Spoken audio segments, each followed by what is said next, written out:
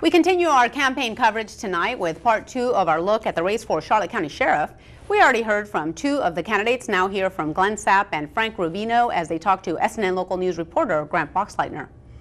Glenn Sapp has more than 30 years of law enforcement and criminal justice experience and spent 2 terms as Charlotte County Sheriff in the 1980s. The momentum has really been building up, and so we think that's a real sign of support for us.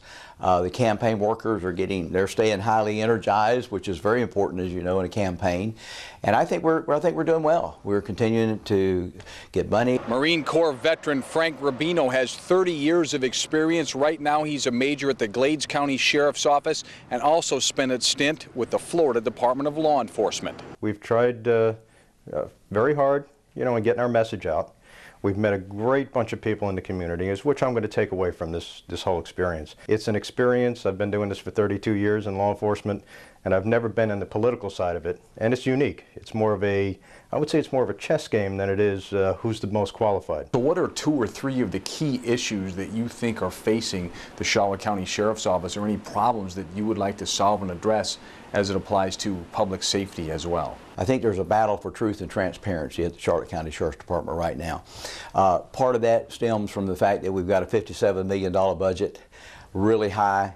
A lot of that goes to the fact that a lot of people in high-ranking positions are making a lot of money, and that needs to be revisited. Maybe cut programs or reduce programs that are not going to impact law enforcement in the community, because that's our basic mission, is to protect and serve. We also asked Rubino about key issues facing the Sheriff's Office and public safety. We need to concentrate on keeping the deputies in the areas that they're familiar with, and let the residents be familiar with the deputy.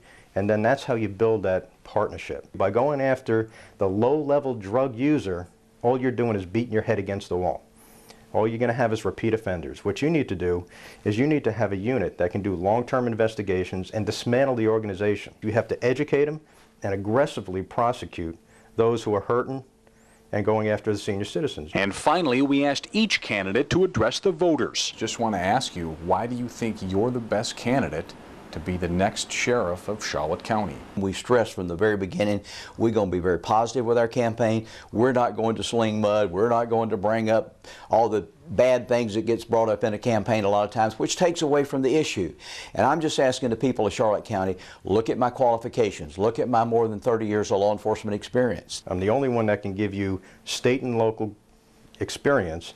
I've worked hurricanes, I've worked shootings, I've worked gang problems, I've worked problems in the school, I've worked riots. This is not a training ground. This is a big multi-million-dollar business. If you look at it as a corporation, it's a $55 to $57 million business. You have to have someone with experience that knows how to handle that and who's been there. Reporting in Charlotte County, Grant Boxleitner, SNN Local News. Without an incumbent, this is the most wide-open sheriff's race in years in Charlotte County. You can hear from the other 2 candidates in the next half hour. Early voting starts on Saturday, and the primary election is on August 14th. All 4 candidates are Republicans.